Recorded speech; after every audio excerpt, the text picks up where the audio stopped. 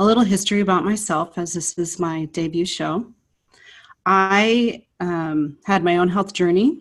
I kind of went through all the different Western medicine applications, and I really wasn't happy with the answers I was getting. And that really started probably a 15-year journey to figuring out what was going on with my body. And through that process, I went on to become a certified holistic health coach. And then I wanted deeper knowledge. I wanted to know more. And so I took some courses in functional medicine, which led me to Functional Diagnostic Nutrition, which has a fabulous program that really hit all the markers that I was looking for. And so I'm very honored today to have the founder of Functional Diagnostic Nutrition join me for my debut, Reed Davis. Welcome, Reed. Hey, thanks so much for having me on, Christine. I'm really proud of you, and I'm really honored that you had me on your first show. And you're a great student, and I know you're going to do remarkable things to help people. So good on you. Thanks so much. One of the things that I love about Functional Diagnostic Nutrition is because it is an actual program. There's a 5-step Dress for Health Success program, which stands for diet, rest, exercise, stress reduction, and supplements. Having that roadmap, I think, is a brilliant guide, and it's really helped refine my practice. I would look at people's labs and I would look at their health history, and then I would try to decide where to start. And with the DRESS program, I felt like, aha, this is a total guide. It tells me exactly how to get started, what information to look for with clients, and my clients have been getting wonderful results from this program. So I'd love to hear how you got started and how you came up with the Dress for Health Success program. Well, thanks so much for the opportunity. You know, it really was quite a journey, and I wanted to help people. I came out of the environmental law field where I was saving the planet, so to speak, birds, bees, water, trees, and all that. And I studied the environment quite extensively, and I started turning my attention to doing to people. And of course, we're subject to all of the same things that's at the time was kind of killing off the planet. And so I had my own health challenges, and I had a great job in the environmental field, but I moved into working at a wellness center in Southern California. And my job was to build a business and kind of run the place. But the chiropractor who worked there and owned it actually asked me if I wanted to go to a nutrition diplomat program that she was about to undertake. And I said, yeah, I'll tag along if you let me, and man, did I love that. First of all, the education, and then being able to come back and while working in her office, actually help people. So I fell in love with the clinical side of the business. And that's what you are. You're a clinician. So this is my hero's journey. Everyone has theirs. And boy, was I excited about being able to apply nutritional therapy on her patients. It was just an amazing dream come true. I didn't know that's what I was going to end up doing, but I really liked it. Now I found out pretty quickly that nutrition alone is not enough to solve everyone's health problems. And what really, really just amazed me was that everyone walking in the door had already been to 5 or 6 or more practitioners, some 8, some 10, some 12. And so that just blew my mind. Why aren't you better already? There's all these wonderful, great people out there and doctors and things. Well, I made it my mission at that point, quite naively, of course. If you don't know you can't do something, you try to do it type of thing. Absolutely. And so I said, I'm going to be the last person that these people need to see walking in our clinic, and I was very proud of the clinic and the doctors and all the people there. And I was applying nutritional therapy, but I started investigating what was really wrong. And that was the tips I got from the doctors. I had great mentors, great mentors who said, Reed, be glad you're not a doctor, because now you're going to have to actually figure out what's wrong with people and then figure out how to fix it. And so that's where the DRESS program comes in, to answer your question. That was after years and years of figuring out, first of all, what's really wrong. Is it the hormones, the immune system, digestion, detoxification? So we ran thousands of labs on thousands of people. I did. Figured out what's wrong. And then what are the protocols? You can't write them a prescription. We're not going to do surgery. No one wants that anyway. And so we came up with the holistic grounding program that pretty much fixes everything. Every cell, tissue, organ, and system, you can have an effect on those things with our program. So that's how the DRESS program came into being. And it really was quite a process of and a journey and discovery, and quite remarkable. That's amazing. I'm so glad that you did take that journey, because you were able to share it with so many people. And that kind of leads me to my next question for you, which is, at what point did you decide you were going to create a school, a practitioner program? Having gone through it, I will tell you, it's not an easy course. It's filled with nuggets and information and the kinds of things that, when you don't know beforehand, really blow your hair back. And then the certification process is intense as well. So how did that come about? What made you decide to go down that road? Well, it was really by popular demand, I guess. I was giving a lot of lectures in the public, and people were coming up to me and saying, you should be teaching other practitioners. It's not fair that only you do this, in a sense. And you're talking about, I started 20 years ago, so doing a lot of lecturing, and the public themselves were saying, you should be teaching other practitioners. Don't hold on to this stuff. And then some of the companies I was doing business with, like one lab, I was running a lot of labs. They said, who the heck are you? They literally called me one day and said, who the heck are you? I go, what do you mean? I'm Reed. I'm a nutritionist working in a clinic.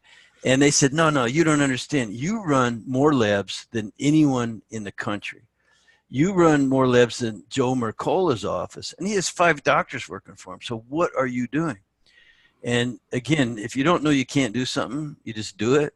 So I was helping thousands of people. I just very robust business. And that's around the time I started thinking, maybe I should be teaching others. So I put my first 2-day workshop together and had 20 people show up. And they said it was the most remarkable thing they'd been to. And, that's kind of history now, but so that's how I started the course. It was originally a 2-day workshop, and then I've built on it and built on it and built on it. And we had our 10th anniversary last year, and a big conference. It was amazing, and people from all over the world now, because we have somewhere between 2,500 and 3,000 students. And one last thing on that note, why is the course like it is now? It's very robust, as you said. And it's pretty much everything that I learned in those 10 years running thousands of labs on thousands of people. It's also everything I've learned since then, because we continue to do research and development study, and there's lots of new products, new labs. I have to vet them all out.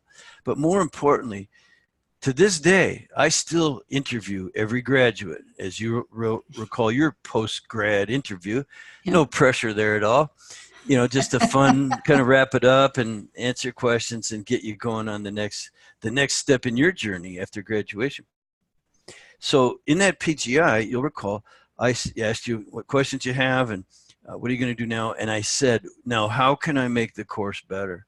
I've asked every graduate that ever got that interview, and so it's kind of a group source thing. I just kept building more and more and more what people wanted, how they wanted to learn and what they wanted to learn. And, so it's really quite robust. And even this morning, I'm redoing lessons. I'm continuously revising them. I spend hours every week just making sure we're up to date. So hope that answers that question. Yeah, that's fantastic. Based on all the labs that you've run, and I think there's a lot of marketing and business education that takes place with FDN as well. My next question will really be, what sets FDNs apart from sort of the rest of the pack out there?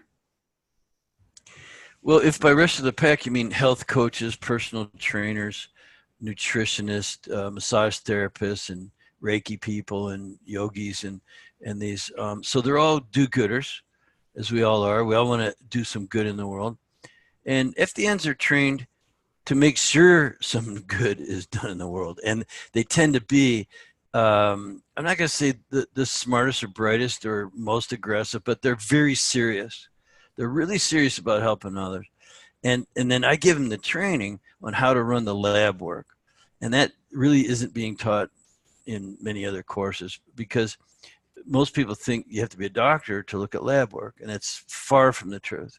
You know, anyone can look at a lab, but I teach, instead of medical diagnosis, like a cluster of symptoms, here's some test results, and here's how we're going to treat the paper.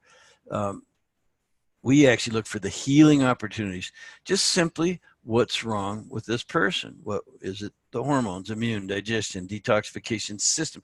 Those things you can have an effect upon, and you don't have to be a doctor to do it. You can get people on the diet, rest, exercise, stress reduction, supplementation program, and then they're going to make improvements. And so I think that's what sets us apart, is we're the ones that actually look. We do the detective work to look for the underlying causes and conditions, and then we teach people how to fix it. We design a custom, completely individualized program for each person and teach them how to run the program. So we investigate the underlying causes, design a program to fix those things, and then teach our clients how to run that program. Right. And we really look for herbal applications, lifestyle changes, things that you can do to self-heal, right? So we're looking for those hidden stressors, those healing opportunities, and then really compliance from the individual, right? Because if you really want to change your health, you have to be the one who's vested in doing it. And going to a doctor and sort of signing your body over to someone else to determine the best course of action for you, this is a situation where we're guiding someone down a path, right? And they're going to decide, I really want to make a change. I really want to feel good. I'm tired of taking these 10 different medications that are sort of masking the symptoms. Sometimes you feel better. I would say you probably feel better initially just because you're getting some palliative relief, but in the long term, you're going to, these symptoms are going to show up in another way. I had an Eastern practicing doctor way in the very beginning of my journey, and I had allergies, and she said, well, you can't just always take allergy medicine. She's like, because it's just going to show up somewhere else in your body. And she was definitely ahead of her time. And ever since, I looked for another doctor like her, never could find one. But that's one of the things that I think I've taken away the most from FDN is this is a personal journey, and you have to be personally vested. You can't sign yourself over to someone else. Like, I'm not going to be there to make sure you're eating the right foods every day. I'm going to show you the right foods for your body, and then you have to be the one who actually buys them and eats them. And I think that's a big part of the program too, is how vested are you in getting better? Well, absolutely. And that's where the commitment step comes in. You know, the truth is that you can't help everybody. People who have to want help, and they have to have a problem that they want to get rid of. And then they have to be fairly committed. There has to be good reason for them, you know. So we have an onboarding process that's very simple. It's just a conversation about what's your main complaint, how often does that bother you, how long has that been going on, what have you tried so far that hasn't worked, or you wouldn't be here. But more importantly, probably is the, you know, what's it mean to you? You know, how does this affect your life? How is this contributing to unhappiness? And if it's not significant enough, people, we won't onboard them. You know, they have to have a good answer for that. Otherwise, we know they're not going to make the changes.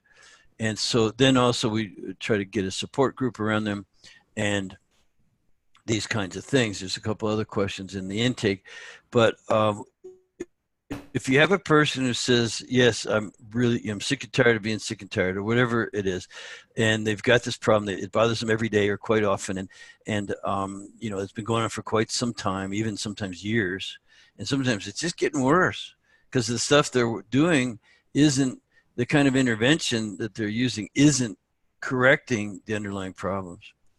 And so, again, if they hire us and let us investigate, like detectives, what the problem is, then we can tell them exactly what to do. And it's quite remarkable. And you've experienced this, Christina, that when you are going over the lab results, the way we go over them, first of all, we're running labs that your physician's not running. And we're going over, this is what's wrong inside your body. This is, you're not breaking down and absorbing nutrition. Your immune system is overactive. You've got this and this and this in your hormones or whatever it might be. And so that people are just so excited that someone actually took the time to investigate and can tell them, now, what do I do? What do I do? How do I fix it? Well, that's where the next, the program comes in. Here's how you're going to fix it. And that's where the commitment really shows up, because they have to actually do those things. Like, believe it or not, what you put in your mouth all the time really matters. It has an effect on every cell, tissue, organ, and system. And then going to bed and getting a good night's sleep has an effect on every cell, tissue, organ, and system, the entire organism. Same with exercise. And our biggest area, of course, where we help people is with the stress. But it's not mental, emotional, you hate your job stress. It's, there's the environment, which is where I started this whole thing. And there's, the air, water, and things like that. Then, and the radiation and electromagnetic frequencies and things. There's also paint and fumes coming off new furniture. And kids' clothing, for instance, are covered in fire retardant chemicals. And so there's the environment. Then, of course, there's the trauma and built up stress from weaknesses or injuries or things like that. And then, of course, the biggie is the potential for pathology. You could have parasites, bacteria, funguses, viruses. You definitely have some food sensitivities, which, relates back to the diet. But so the diet, rest, exercise seem pretty common sense, but the stress reduction, that's where you need a detective, find out what are the hidden stressors you don't even know about. And of course, the final S in DRESS is supplements, but we don't have our own brand. We don't make you buy any one thing or anything if you don't want to. But we know a lot about them, and we know what will be supportive, and we know what would be maybe stimulate your immune system if you need to, or substitute just for what's missing in food, because food isn't very good quality. So supplements can play a part of it, but Christine, no one of those things. Yep. We're going to go to break. No one of those things is over important. We're going to go to break. Yeah. And then we'll be right back with more. Welcome back. Thanks for joining us on the Hidden Secrets to Health. This is Christina Cole, your host, and our guest is Reed Davis, founder of Functional Diagnostic Nutrition. Thanks, Reed. When we left for break, we were talking about stress reduction, which stress reduction and supplements is the last portions of the DRESS program. Stress reduction is probably the biggest cavern that we have, right? Because I've had people ask, so how do you reduce people's stress? Because I think a lot of people are considering the perceived stresses, right? Those are the mental, emotional stresses that we have, or the biomechanical stresses, which is, like sitting at a desk all day is a stress on your body. Our bodies were designed a long time ago, and it was designed for physical movement. And I think the average person gets less than 60 minutes of physical movement a day.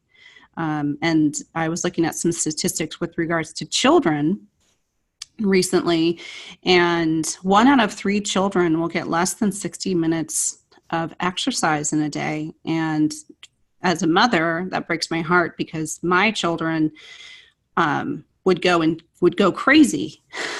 I would go crazy if they didn't get a minimum of 2 to 3 hours of exercise every day. They're outside all the time playing. And as adults, we sort of lose that playtime. We lose that getting outside and getting in nature. And so that movement is a big part of it. But then there's all the hidden stressors, right? The things that are happening on a biochemical that are happening inside our bodies. Oh yeah. So, I read in 2001, when I was first in the business, I read an article in a natural journal about stress being the number one cause of doctor visits, stress related conditions. And something like 70 to 80% of doctor visits were because of some type of stress related problem. Now, and then half of all real conditions that they got treated for were related back to stress. So I started studying stress and basically categorized it into three main areas: the mental, emotional, like you don't like your job, financial problems, relationships, all those things. I'm not an expert in those areas. I have my way of dealing with it. I tend to be a spiritual person and pray a lot and wishful thinking, but I generally wake up happy. You know, most of the time I just see the world as a place where the cups half full, of course, in my life, and very blessed in that way. But I've had a lot of motorcycle accidents and sports injuries, and then I do sit at a desk awful lot. So I've had to really work on my body with chiropractic and osteopathic, and I've had all kinds of injections and stem cells and a couple little minor surgeries and lots of things. And so you got to take care of that musculoskeletal, the framework, the physical body, and it absolutely requires, as you said, exercise. You really need to break a sweat almost every day, or at least 3 to 5 times a week. If you're not breaking a sweat, in other words, vigorous activity, you're probably not doing enough to stay in shape, especially in your older years. You can lay in a lot of groundwork, do anti-aging, disease prevention by exercising very vigorously. It'll carry you a long ways. And so that's the mental, emotional, and the physical trauma and bodily stress. But I really think that the biochemical, chemical, those kind of stressors are more insidious. They're hidden. You don't really see them. They're not all common sense, and they're around us. They're ubiquitous, as they say. There's 80,000 chemicals in the environment, and they haven't been tested for safety. Most of them, maybe a few hundred, have been even tested for safety. And the statistic, even if it was 2,000 out of 80,000, it means, guess what? We're the experiment. We're the Right. test. We're the rats in the maze being exposed to this stuff. And it's, again, ubiquitous. Everything you touch or breathe or in the modern world, if you're not out in the woods, and who can stay out there? So, yeah, I mean, we try, but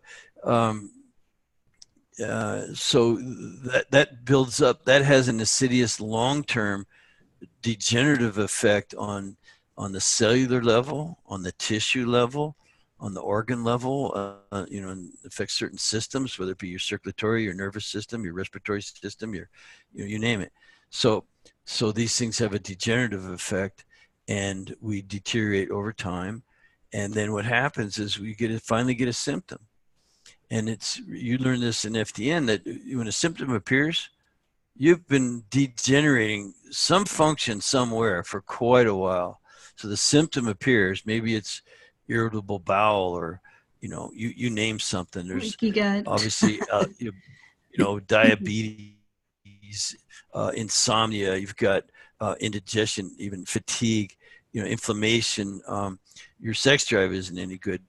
Depression, hypertension, these all happen over time. You don't catch them from the neighbor. And so that means your body's going to break it down for a while. Now, all of a sudden, the red light comes on. Like if it was the dashboard of your car and the red light comes on, you'd probably take it in right away and have the serviceman look at it, at least diagnose what's wrong, and then fix it. With our bodies, we tend to just keep pushing and just keep pushing, or we might take a little something just to make us feel better. And that to me is the equivalent of just putting like tape on that red light. You're just ignoring it. Just cover it up. Just connect the wires. That'll fix it. No, it doesn't fix anything. And we know not to do that with our cars. Why don't we know not to do that with our bodies? It's quite remarkable. Right. Like, One of the things that I liked in the course was a headache is not an aspirin deficiency, right? And Yeah, acid reflux that's is right.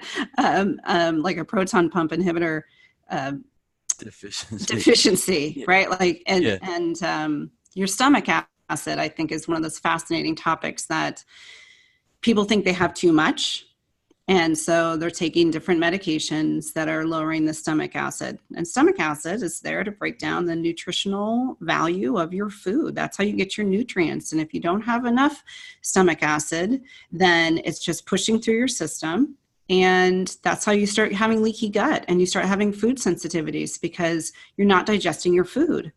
But we take medication, we take something over the counter, it alleviates the situation. Or we take something that's prescriptive, right? That was really designed for an ulcer to be fixed and to be Mm-hmm. taken for a short term, not to be taken for 5 years. And Right. then that's still degenerating in there. You just don't feel it now because you're masking it. So can you imagine if your car light came on and you left it on for 5 years? Like, I'm just going to keep putting Right. oil in every day because it's going to leak Yeah. all the way to work and back. And so you just have a case of Mm-hmm. oil in the back of your car because you're not fixing the problem. And I definitely see that. And I think, Very good analogy. Yeah, it's a great one. So people are used to treating symptoms, but guess what? That's about all they're being offered by modern medicine, because doctors' job is to relieve pain and suffering, and that's what they do, and they're very good at it. Hey, let's give them a cheer for being able to get us out of pain, and yet, that's pretty much the end of it. Now doctors are hiring health coaches. Matter of fact, it's the new trend in medicine is doctors to have people on staff who can counsel people on their diet and exercise. But I question the training, and I question if they're doing as much as they can for those people. Now, my training offers people a chance to be in business for yourself. Like we'll run the labs and we'll design the program and we'll give you the things to do, because we're not providing a medical diagnosis. We're really just identifying healing opportunities. And there's a huge difference. It's not just semantics. We are not practicing medicine. We're just educating people how to get well and stay well naturally, hoping that they actually go out and teach someone else. If you teach a man to fish, you teach him how to live, and that's what it is. It's a behavioral and holistic grounding program, so that people can just get well and stay well. They maintain it themselves. But let's say they do have a medical condition. They are seeing a physician for something pretty serious where it's degenerating fast. Because the way we help people is when you're degenerating slowly, because we can stop it, reverse it, get you going in the right direction. And that when you're degenerating really fast, like you have cancer cells multiplying in your body, you need intervention. If you have a virus that's just going completely crazy, you've caught some other bad infection, you need intervention, because the observations we make with our lab work, there's not enough time to capitalize on them. So we are a holistic grounding and lifestyle program, not a medical program. And so that's why we're buddies with doctors. They do what they do it great, and we do what we do, and we do it great. And so we're not trying to put anyone out of business. we gladly give doctors their monopoly on diagnosing and providing medicine to people. That's their backyard, and we don't go messing around in it. absolutely. One of the things that, I think with Western medicine, if you're in an accident or you have something serious, they're amazing at giving that acute care, right? And saving lives.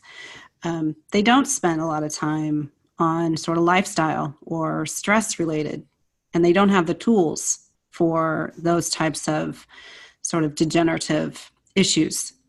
And functional medicine has really been trying to step in and work alongside sort of the more traditional or Western medicine, right? So we can have the lifestyle benefits And then we still have the acute care, right? We still have these doctors that come in and save lives and turn things around for people that were really knocking on death's door.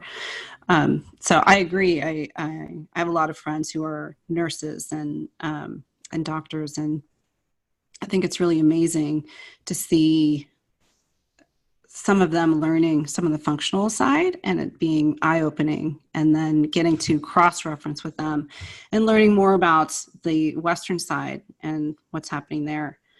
One of the things that I have noticed, and I'm curious for you because you've seen so many people, is how many people have sort of exacerbated the Western side of medicine and then come in and kind of still had a problem. Maybe they've had something removed to alleviate something, right? Whatever it is, it's usually something in your GI tract.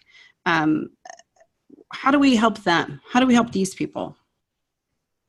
Well, people with body parts removed have a void in metabolism that's going to have to be supported, likely for the rest of their life. Believe it or not, it's not just irritable bowel, and the taking out parts of the small intestines or even the large intestine, even the whole colon, has been removed, and of course that's a long-term degenerative thing, and I've seen that occur. I've seen it along various stages. Like, let's say a 5-year-old has some food sensitivities and a little fungal overgrowth, and then they start getting upset tummy, and all they do is take a little something to make it feel better. They never address the underlying issues. Well, by the time they're a teenager, they might have chronic diarrhea.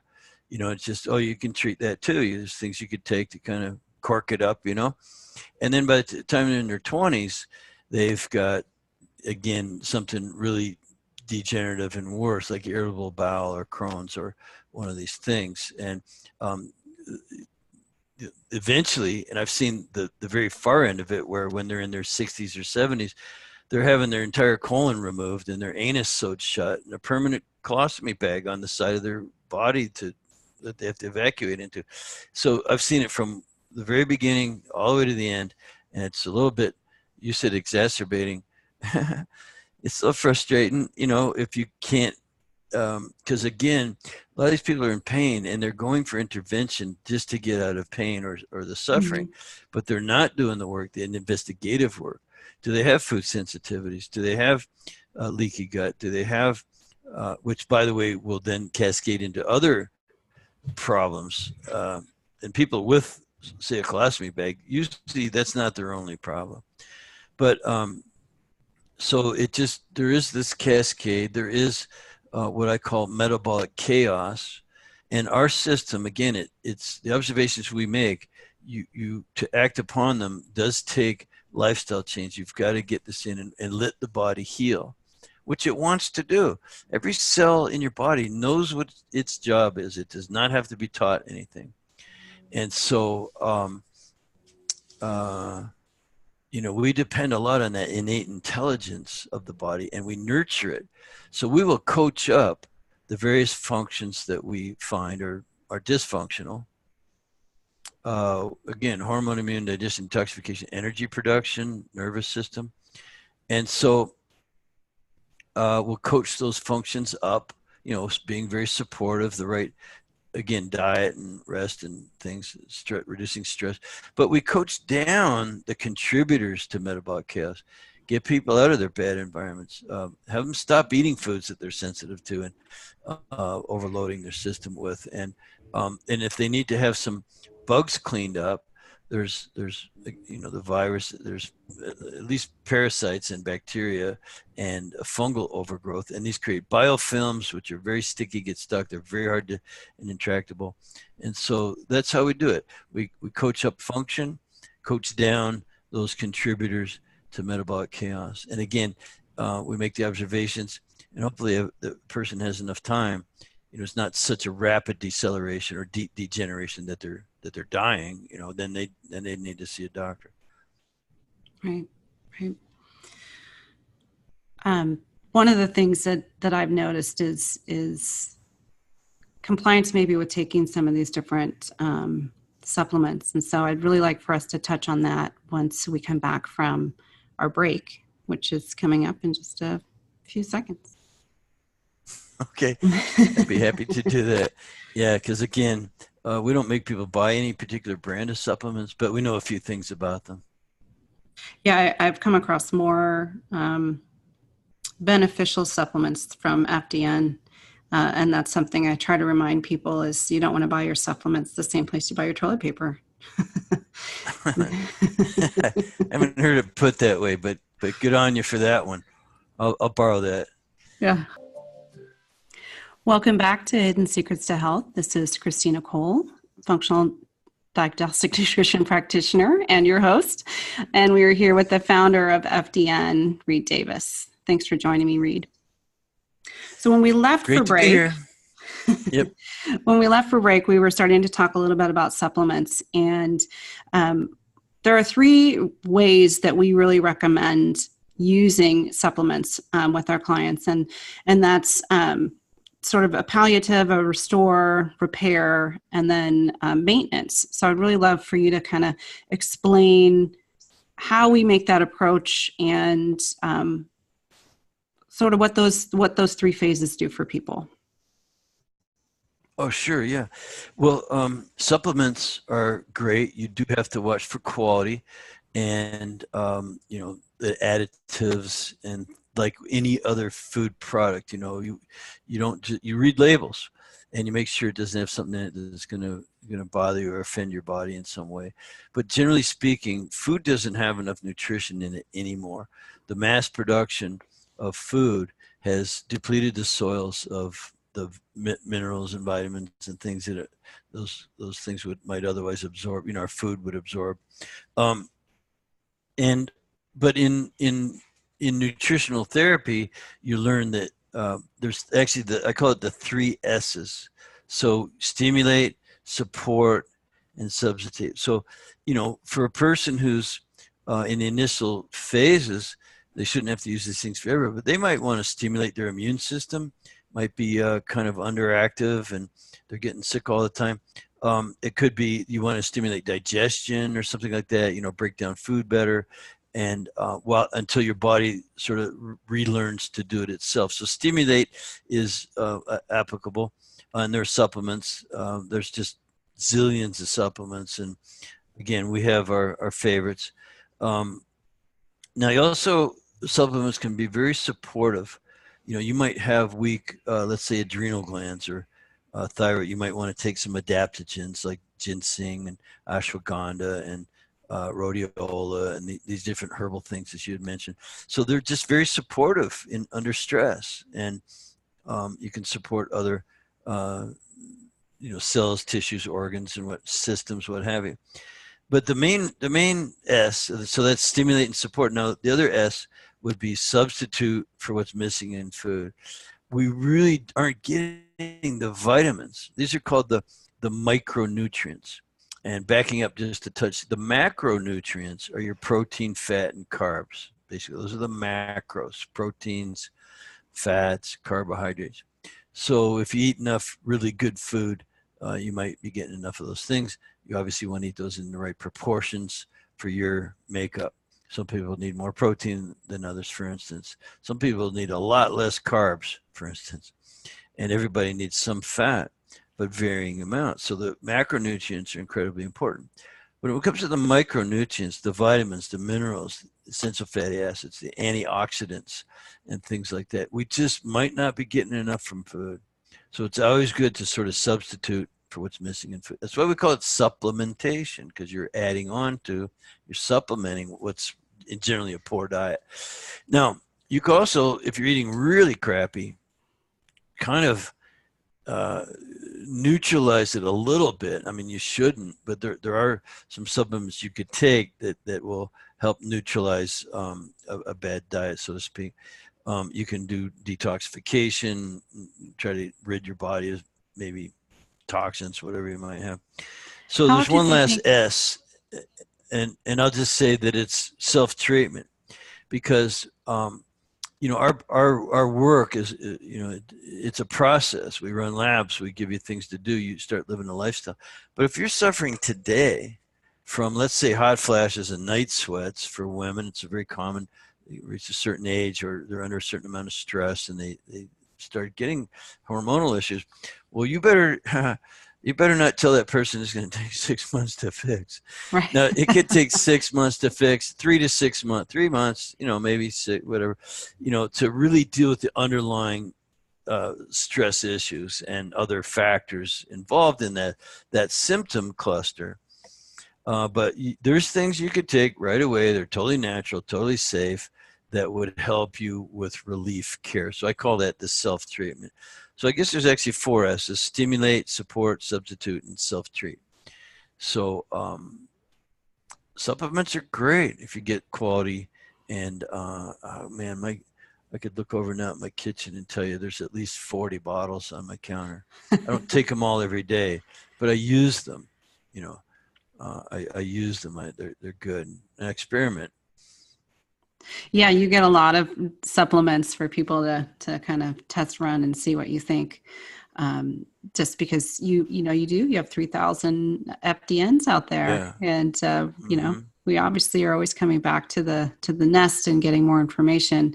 It's one of the strongest communities that I personally belong to, and I kind of bump into FDNs randomly, and not so randomly because it's always health related. But at the same time, I spoke with someone yesterday, and she's like, "I'm an FDN." Oh, no kidding. And I was like, amazing. "That's fantastic." It really is. My attorney told me he was in Italy, and his son plays football over there, and he went over, and he was in the airport waiting for his plane, and someone was on their laptop in an airport in Italy, and they were taking the FDN course. Oh my gosh. Like waiting for their plane. That's a small amazing. world department right there. Yeah. Mm-hmm. One of the things that you mentioned that I kind of want to highlight is detoxing. So I feel like there's certain buzzwords in the internet, and detoxing is one of them. So how often should people really be looking at detoxing, and what kind of tools do you think are the most useful, or maybe the least? Well, your own body has built-in detoxification systems. And yet, at first you kind of back up a little bit and say detoxing is kind of a verb and adjective and a noun all at once, because people who are getting off a drunk, they say they've been an alcoholic and they are quitting drinking, and they say, "I'm detoxing, man," like they're just really having a hard time because their body's, used to it. And so that's not true detoxing, but from my point of view, but there's lots of ways to say, or I'm going to do a detox. There it's a more of a noun, but the body is perfectly designed to detoxify, let's say, normal toxins, which, by the way, the body produces plenty of them.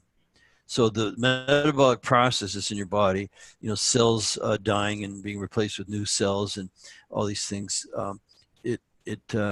you have to detoxify. The big sort of granddaddy organ might be the liver. It's a big detoxifier. All your blood goes through the liver and is cleansed in a sense. It's more complex than that, but it gets detoxed to some degree. Then there's the lungs. The lungs detoxify carbon dioxide. That's a poisonous gas that you release. You get that out, and you get new oxygen in. That's a detoxifying organ. You have your lymph system, which also detoxifies the blood. A lot of infectious and unwanted materials end up in lymph, and they're eventually go through excreted through the kidneys. Back in the blood and then into the kidneys and excreted in urine. That's a big one. The kidneys would be considered detoxifying organs. Even your colon helps you detoxify. It's supposed to sequester bad things and excrete them, while the body yet will try to absorb water, out of your feces before you excrete, so. And by the way, it'll also pull out some minerals and things left in that water, sort of undigested beneficial material. And the skin is a detoxifier. So you're detoxifying through your skin. You sweat, and bad stuff comes out. Some good stuff, but toxins can come out. And toxins are also sequestered, so they're not exactly excreted, but they do get sequestered. So even your hair could be full of, if you're a good excreter, minerals or metals. We see aluminum, lead, mercury in hair, and of course your fat tissue. It's not a true detoxifier, but it's a sequester of these toxins that we really don't want in our bodies. So those systems, the liver, the lymph, the kidneys, the colon, the lungs, the skin, these all need to be taken well care of, so that they will, if you're not overburdened with toxins, they should do a pretty good job. And so there's the fine line, I guess. What do you mean by overburdened? And we could have a whole different hour show just on Right. that. Remember, I studied the environment, and it's quite burdensome. It's quite burdensome. And so, just the things but in our homes. yeah, taking care of yourself and maintaining those systems we just talked about requires a holistic grounding program. That's what the Dress for Health Success program is. It does all of that and a whole lot more, because again, we coach up function in the body. Those are the detoxification functions. And while we coach down the contributors, you can't empty a bathtub with the water still running. So you got to remove exposure a lot, like mold in the house, whatever it is. And where would people find more information on you, Reed? The best thing probably be go to the website, which is functionaldiagnosticnutrition.com. So I couldn't think of a longer name, so I called it that. And Functional Diagnostic Nutrition. Functional has to do with function. Diagnostic, not medical diagnosis, but looking at like a car or a computer. We look for what's wrong. And then nutrition, not just nutrition like what you eat. It's nutrition for the soul, for the heart, for the mental, emotional, for every part of you. You need to nurture. So nutrition, nurture, same thing. And you can hire someone like Christina if you're just looking to work on yourself. I mean, Christina's a certified FDN practitioner. As she mentioned, that's a very robust program. She learned a lot. It takes most people a year to get through it. And so it's been done faster, but with people working their jobs and things, it takes about a year. And we examine you. As you said, the certification process is on top of that. And we drill you, pretty hard. And, yes, it was intense. And make sure. Well, we're putting you out there. We're deputizing you to go do this for a living. That means you're going to be running labs on people, and you don't want to mess it up. And of course, we have a very robust alumni program, as you were referring to. You're going to run into FDNs, and the more the merrier. Absolutely. So functionaldiagnosticnutrition.com. Look us up. We also have a Facebook group by the same name. Awesome. I really appreciate you coming on the show today, Reed. You are a wealth of information. You're also a fun and funny guy. So you're entertaining to talk with and listen to. Reed does all the courses, and so you get to hear his chuckle. I enjoy myself. Courses. Absolutely. It's the best way to live. Yep. And so I appreciate everyone joining us today with my initial call on the radio. You can find me at christinacole.com. Thanks for joining us.